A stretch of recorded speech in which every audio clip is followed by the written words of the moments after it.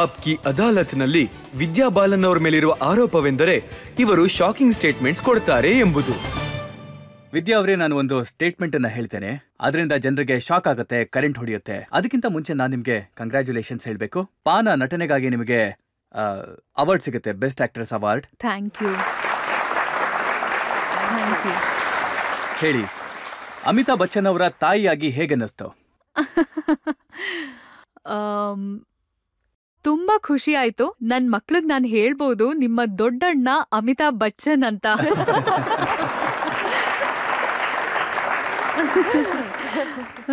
ಬಹುಶಃ ಯಾರಿಗೂ ಈ ತರ ಚಾನ್ಸ್ ಸಿಕ್ಕಿಲ್ಲ ಅನ್ಸುತ್ತೆ. ದಟ್ ಟು 13 ವರ್ಷದ ಅಮಿತಾಬ್ ಬಚ್ಚನ್ ತಾಯಿ ರೋಲ್ ತುಂಬಾ ದೊಡ್ಡ ವಿಷಯ. ಇದು ತುಂಬಾ ಆಕ್ಟ್ರೆಸಸ್ ಅವ್ರ ತಾಯಿ ರೋಲ್ನ ನಿಭಾಯಿಸಿದ್ದಾರೆ, ಆದ್ರೆ ಎಲ್ರೂ ಕೂಡ ಓಲ್ಡರ್ ಅಮಿತಾಬ್ ಬಚ್ಚನ್ ತಾಯಿ ರೋಲ್ನ ನಿಭಾಯಿಸಿದ್ದಾರೆ.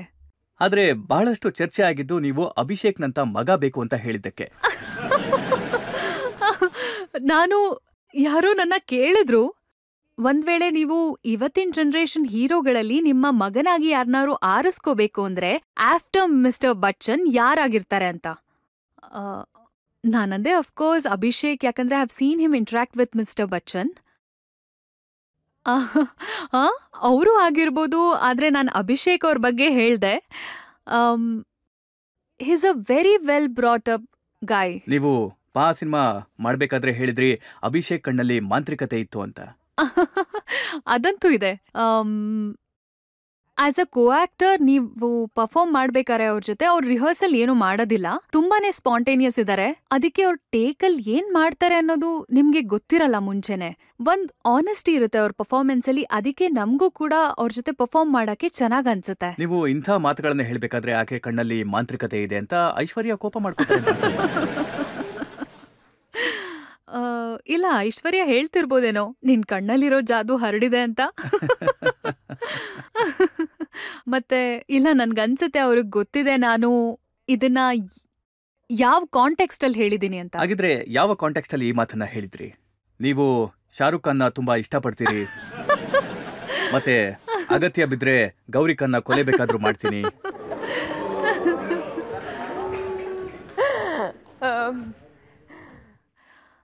Shahrukh is such a romantic hero.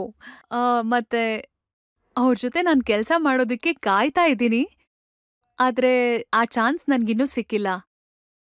ಮತ್ತೆ ಐ ವುಡ್ ಹ್ಯಾವ್ ನಾನ್ ತಮಾಷೆ ಮಾಡಿದೆ, ನೀವ್ ನೋಡಿದ್ರೆ.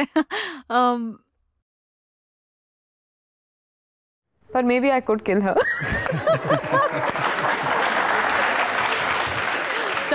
ತಮಾಷೆ ಮಾಡ್ತಿದ್ದೀನಿ. ಸಾಮಾನ್ಯವಾಗಿ ನೀವು ಇಂಥ ಶಾಕಿಂಗ್ ಹೇಳಿಕೆಗಳನ್ನ ಕೊಡ್ತಾ ಇರ್ತೀರಾ. ಅಂದ್ರೆ ನೀವು ಹೇಳ್ತೀರಾ, ನಾನು ಯಾವುದೇ ಆಕ್ಟರ್ಗೆ ಕಿಸ್ ಮಾಡೋದಕ್ಕೆ ಸಿದ್ಧವಾಗಿದ್ದೀನಿ. ನಾನ್ ಯಾವತ್ತೂ ಇದನ್ನ ಹೇಳಿಲ್ಲ. I don't know. ಇದನ್ನ ಪ್ರಿಂಟ್ ಆಗಿದೆ, ಬೇಕಿದ್ರೆ ನಾನೀಗ ನಿಮ್ಗೆ ತೋರಿಸ್ತೀನಿ. ಕೆಲವೊಂದ್ಸಲ ಏನ್ ಬೇಕಾದ್ರೂ ಸುದ್ದಿ ಹಬ್ಬಿಸ್ತಾರವ್ರು. ನಾನ್ ಬೇಕಿದ್ರೆ ನಿಮ್ಗೆ ಆ ಸಿನಿಮಾ ದೃಶ್ಯಗಳನ್ನ ತೋರಿಸ್ತೀನಿ. ಯಾವ ಹೀರೋ ಜೊತೆ ಕೆಲಸ ಮಾಡಿದ್ರು ಆ ಸಿನಿಮಾದಲ್ಲಿ ಅವರಿಗೆ ನೀವು ಕಿಸ್ ಮಾಡಿ. ಇಲ್ಲ, ಖಂಡಿತ ಇಲ್ಲ. ನಾನು 2 ಸಲ. ನಾನ್ ನಿಮ್ಗೆ ಹೇಳ್ಬೋದಾ? ಪರಿಣಿತದಲ್ಲಿ ಸಂಜಯ್ ದತ್ಗೆ ಇಲ್ಲ, ಖಂಡಿತ ಇಲ್ಲ. ಅಕ್ಷಯ್ ಕುಮಾರ್ಗೆ ಹೇ ಬೇಬಿನಲ್ಲಿ ಇಲ್ಲ. ಗುರುನಲ್ಲಿ ಮಾಧವನ್ಗೆ, ಗುರು ಅಲ್ಲಿ ಮಾಧವನ್ ಅವ್ರ ಜೊತೆ. ಮತ್ತೆ ಏಕಲವ್ಯದಲ್ಲಿ ಸೇಫ್ಗೆ ಇಲ್ಲ. ಮತ್ತೆ ಅರ್ಷದ್ ವಾರ್ಸಿಗೆ. ನಾನು ಒಪ್ಕೋತೀನಿ, ಮಾಧವನ್ ಮತ್ತೆ ಅರ್ಷದ್ ಜೊತೆ ಈ ಸೀನ್ಸ್ಗಳಾಗಿದೆ. ಆದ್ರೆ ನೋಡಿ, ಇಲ್ಲಿ ಏನ್ ಜನ ಕೂತಿದಾರಲ್ಲ, ಅವ್ರು ಅನ್ಕೊಳ್ತಾರೆ ಏನೋ ಒಂದು ಆಗಿರ್ಬೇಕು ಅಲ್ಲಿ. ಜನತೆಯಿಂದ ಯಾರಾದ್ರೂ ಪ್ರಶ್ನೆ ಕೇಳ್ತೀರಾ? ಮೇಡಮ್, ಇಸ್ಕಿಯಾ ಫಿಲಮ್ದು ಯಾವ್ದಾದ್ರು ಡೈಲಾಗ್ನ ನೀವು ಹೇಳೋದಕ್ಕೆ ಅಥವಾ ಕೇಳೋದಕ್ಕೆ ಇಷ್ಟಪಡ್ತೀರಾ? ನಿಮ್ ಫೇವ್ರೆಟ್ ಡೈಲಾಗ್ ಮೇಡಮ್? ತುಂಬಾ ಫನಿ ಡೈಲಾಗ್ ಇದೆ ಇಷ್ಕಿಯಾ ಅಲ್ಲಿ. ಬೈಗುಳ ಬೇಡ. ಇಲ್ಲ, ಖಂಡಿತ ಅಲ್ಲ. ನನ್ಗೆ ಅರ್ಷದ್ ನನ್ ಕೈನ ತಿರ್ಚಿ ನನ್ನ ಕೇಳ್ತಾರೆ ಬ್ಯಾಗ್ ಎಲ್ಲಿ ಅಂತ. ಅದಕ್ ನಾನು ತುಂಬಾ ಸೀರಿಯಸ್ ಆಗಿ ಅವ್ರಿಗೆ ಉತ್ತರ ಕೊಡ್ಬೇಕಿತ್ತು. ಆದ್ರೆ ಅದು ಎಷ್ಟು ಫನಿ ಲೈನ್ ಆಗಿತ್ತು ಅಂದ್ರೆ ನಾನು 25 ಸಲ ಟೇಕ್ ತಗೊಂಡಿದ್ದೀನಿ. ಆ ಲೈನ್ ಏನಂದ್ರೆ, कि जब तुम मेरे कमरे की खिड़की पर टंगे हुए थे, वो तुम्हारे कमरे की सफाई कर रहा था. ಐ ಡೋಂಟ್ ನೋ, ಆ ಲೈನ್ ನನ್ಗೆ ಎಷ್ಟು ಫನ್ನಿ ಅನ್ಸ್ತು. ಅದನ್ನ ಹೇಳ್ದಾಗೆಲ್ಲ ನಾನು ನಗ್ತಾ ಇದ್ದೆ. ಮ್ಯಾಮ್, ನಿಮ್ಮ ಹತ್ರ ಈ ಪ್ರಶ್ನೆ ಏನು ಅಂದ್ರೆ, ನೀವು ಮುನ್ನಬಾಯ್ MBBS ಅಲ್ಲಿ ಮುಂಬೈ ಬಗ್ಗೆ ಹೇಳಿದ್ರಿ ಅಲ್ವಾ, ಅದನ್ನ ಹೇಳ್ಬೋದಾ ನೀವು? Good morning ma'am. Good morning. Ma'am good morning ma'am. Ma'am please ma'am please. Good morning Mumbai.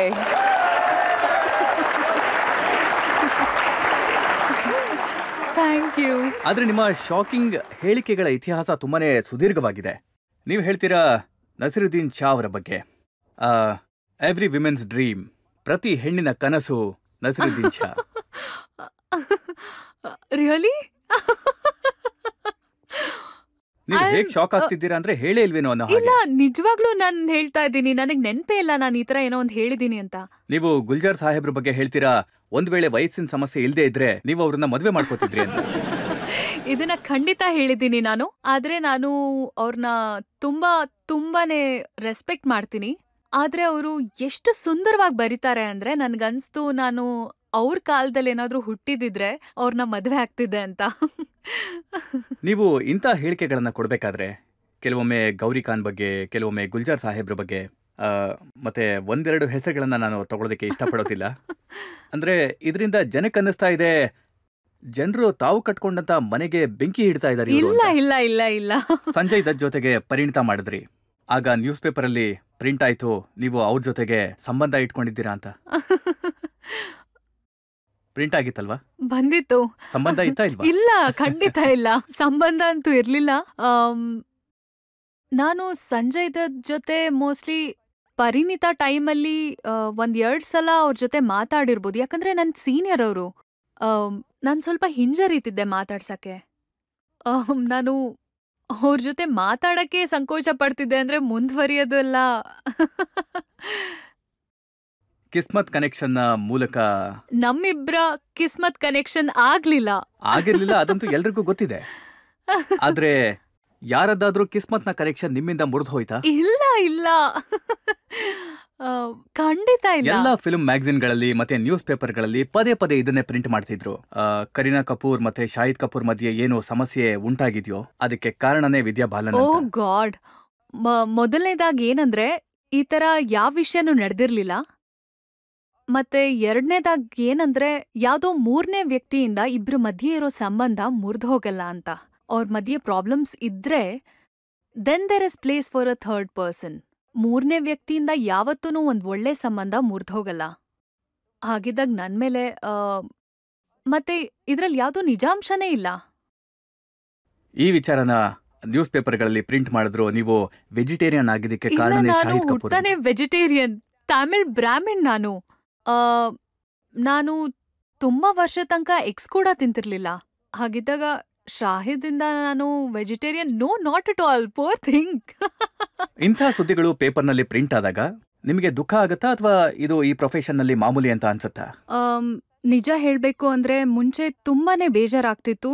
ನನ್ಗೆ ಅರ್ಥನೇ ಆಗ್ತಿರ್ಲಿಲ್ಲ ಜನ ನನ್ ಬಗ್ಗೆ ಯಾಕೆ ಹೀಗ್ ಮಾತಾಡ್ತಿದ್ದಾರೆ, ನಾನ್ ಏನು ಮಾಡೇ ಇಲ್ವಲ್ಲ. You always feel victimised. ಮುಂಚೆ ಅನ್ಸ್ತಿತ್ತು, ಆದ್ರೆ ಇತ್ತೀಚೆಗೆ ಇದ್ರ ಬಗ್ಗೆ ತಲೆ ಕೆಡಿಸ್ಕೊಳ್ಳೋದಿಲ್ಲ. ನಾವು ಜನತೆನ ಕೇಳೋಣ ಇದ್ರ ಬಗ್ಗೆ. ಒಂದ್ಸಲ ಮ್ಯಾಮ್, ನೀವ್ ಯಾವ ತರ ಬೂಲ್ ಬುಲೆಯ ಅನ್ನೋ ಸಿನಿಮಾದಲ್ಲೆಲ್ಲ ಸಿಂಪಲ್ ಕ್ಯಾರೆಕ್ಟರ್ ಮಾಡಿದ್ರೆ ಏನು ನಿಮಗೆ ಆ ಕ್ಯಾರೆಕ್ಟರ್ ಇಂದ ಬೋರ್ ಆಗಿದ್ಯಾ? ಒಂದ್ ವೇಳೆ ಬೋರ್ ಆಗಿದ್ರೆ ನೀವೇನ್ ಹೇಳ್ತೀರಾ ಇದ್ರ ಬಗ್ಗೆ? ಇಲ್ಲ, ನಾನು ಬೋರ್ ಖಂಡಿತ ಆಗಿಲ್ಲ. ಯಾಕಂದ್ರೆ ನಾನ್ ಹೇಳಿದೀನಿ, ಸಿಂಪಲ್ ಆಗಿರೋ ಹುಡ್ಗಿ ಕ್ಯಾರೆಕ್ಟರ್ನ ನಿಭಾಯಿಸಿದೀನಿ. ಆದ್ರೆ ಅದ್ರಲ್ಲೂ ಕೂಡ ಯಾವಾಗ್ಲೂ ಡಿಫ್ರೆಂಟ್ ಆಗಿ ಮಾಡಕ್ಕೆ ಪ್ರಯತ್ನ ಪಟ್ಟಿದ್ದೀನಿ. ಮೊಂಜಲಿಕಾ ಕ್ಯಾರೆಕ್ಟರ್ ತುಂಬಾನೇ ಡಿಫ್ರೆಂಟ್ ಆಗಿತ್ತು ಬೇರೆದಕ್ ಕಂಪೇರ್ ಮಾಡಿದ್ರೆ. ಹಾಗೇನೆ ಪಾ ಕೂಡ ತುಂಬಾನೇ ಬೇರೆ ತರ ಕ್ಯಾರೆಕ್ಟರ್ ಆಗಿತ್ತು. ಇಷ್ಕಿಯಾ ಕಂಪ್ಲೀಟ್ ಆಗಿ ಡಿಫ್ರೆಂಟ್ ಆಗಿತ್ತು. ಹಾಗಿದ್ದಾಗ ನನ್ಗೆ ಬೋರ್ ಅಂತೂ ಖಂಡಿತ ಆಗಿಲ್ಲ. ಜೀವನದಲ್ಲಿ ಬರೀ 2 ಕ್ಯಾಟಗರಿ ಇರೋದಿಲ್ಲ, ಒಳ್ಳೇದು ಕೆಟ್ಟದು ಅಂತ. ಅದ್ರ ಮಧ್ಯದಲ್ಲೂ ತುಂಬಾ ಇರುತ್ತೆ. ಹಾಗಿದ್ದಾಗ ತುಂಬಾ ವೆರೈಟಿ ಮಾಡೋದಕ್ಕೆ ಸಿಗುತ್ತೆ ನನ್ಗೆ. ಅದ್ರಿಂದ ನಂಗೆ ಖುಷಿ ಇದೆ. ಸೊ ಮೊಂಜೋಲಿಕಾದಲ್ಲಿ ನಿಮ್ಮ ಕ್ಯಾರೆಕ್ಟರ್ ಇತ್ತಲ್ಲ, ಭೂತದ್ದು, ಅದನ್ನ ಈಗ್ಲೂ ಕೂಡ ಜನ ನೆನ್ಪಿಟ್ಕೊಂಡಿದ್ದಾರೆ. ಮತ್ತೆ ಮಕ್ಕಳನ್ನ ಹೆದರಿಸೋದಿಕ್ಕೆ ಬಳಸ್ತಾರೆ. ನೀನು ಮಲ್ಕೊಳ್ಳಿಲ್ಲ ಅಂದ್ರೆ ಮೊಂಜೋಲಿಕಾ ಬರ್ತಾಳೆ ಅಂತ. ಹಾ, ನಾನು ಯಾವತ್ತೂ ಅನ್ಕೊಂಡಿರ್ಲಿಲ್ಲ ಈ ಥರ ಒಂದು ಪ್ರಭಾವ ಆಗತ್ತೆ ಅಂತ. ಮತ್ತೆ ಮಕ್ಕಳಂತೂ ನಿಮಗೆ ಗೊತ್ತಾ, ಒಂದ್ಸಲ ಒಂದು ಮಗು ನನಗೆ ನಾನು ಮೊಂಜಲಿಕಾ ಡ್ಯಾನ್ಸ್ ಮಾಡಿ ತೋರಿಸ್ತೀನಿ, ನೀವು ಹಾಡ್ ಹಾಕಿ ಅಂತ ಹೇಳ್ದ. ನಾನ್ ಹಾಕ್ದೆ. ಅವಾಗ ಸಾಂಗ್ ಮಧ್ಯದಲ್ಲಿ ಡ್ಯಾನ್ಸ್ ಮಾಡ್ತಾ ಮಾಡ್ತಾ ಅವನೇ ಭಯ ಪಡ್ಕೊಂಡ್ಬಿಟ್ಟ. ಅವನು ಗೊತ್ತಿಲ್ಲ ಮೂವಿಯಿಂದ ಏನ್ ನೆನ್ಪಾಯ್ತೋ ಏನೋ ಅಂತ. ಸೊ ಈ ಥರದ್ ಒಂದು ತುಂಬಾನೇ ಸ್ಟ್ರಾಂಗ್ ಆಗಿರೋ ರಿಯಾಕ್ಷನ್ಗಳು ಸಿಕ್ಕಿದೆ. ನಾನ್ ಎಲ್ಲೆಲ್ಲಿ ಹೋಗ್ತೀನೋ ಜನ ನನ್ನ ಮೊಂಜಲಿಕಾ ಅಂತ ಕರೀತಾರೆ. ನನಗದು ಖುಷಿ ಆಗುತ್ತೆ.